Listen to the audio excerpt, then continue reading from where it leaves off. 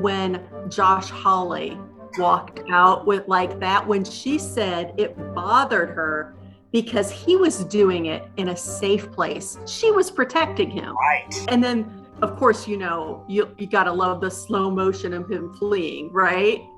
I'm going to sound like the gayest man in the world, and I don't care. It was delicious. It was such a satisfying moment, and then they did it in slow-mo and put the highlight iris on him so you could see him fleeing like a little chicken shit.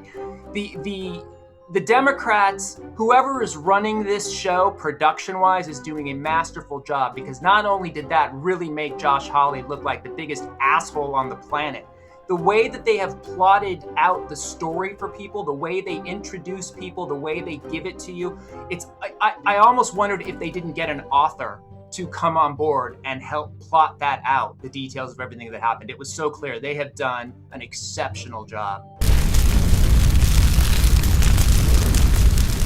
I don't want to say the election's over. I just want to say Congress has certified the results without saying the election's over, okay?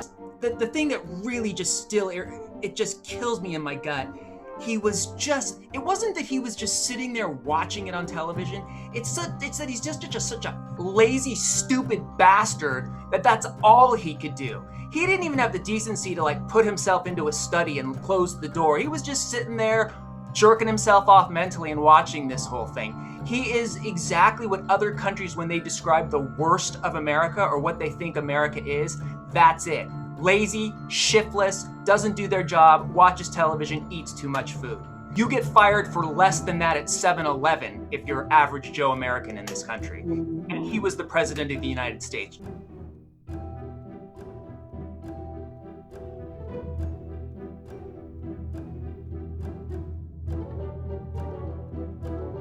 Pete Buttigieg, owning the Republicans. It's almost old hat now, except that it continues to be oh so satisfying. It happened again this week. This time, the unprepared Republican at bat was Representative Troy Nehls of Texas's 22nd District. Newly elected this go-round, the former sheriff of Fort Bend County was there ostensibly to question Pete on a bipartisan infrastructure law, but instead of focusing on the work of the American people, Nehls attempted to turn the hearing into a discussion of President Joe Biden's mental capacity, and in the process only brought up questions about his own. We now see the mainstream media questioning President Biden's mental state, and for good reason.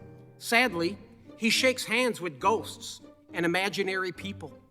He falls off bicycles. So my question for you is, sir, have you spoken with any other cabinet members about implementing the 25th Amendment on President Biden? First of all, I'm glad to have a president who can ride a bicycle.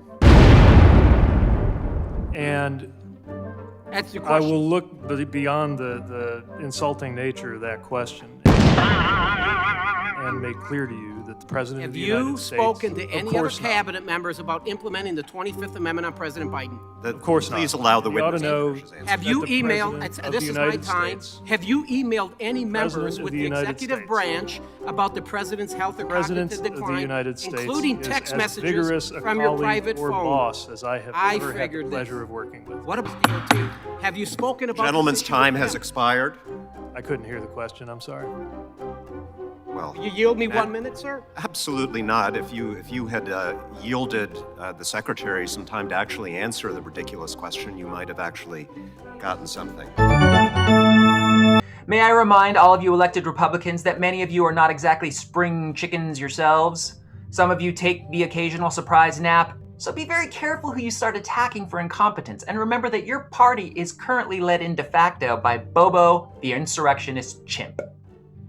Joe Biden may not have the charisma of an Obama or a Clinton, but he takes his job seriously, and he made smart choices during the height of the pandemic to protect the health and, more importantly, the sanity of American families.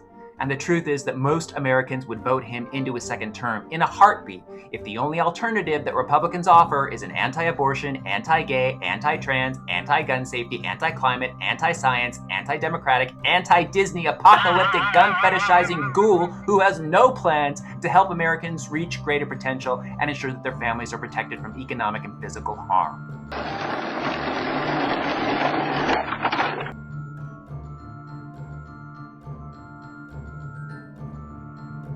For more Pete love, go to YouCantBeatBlue.com and subscribe to our videos on YouTube. Then follow us on Facebook, Instagram, TikTok, Twitter, and Reddit, where everybody hates me.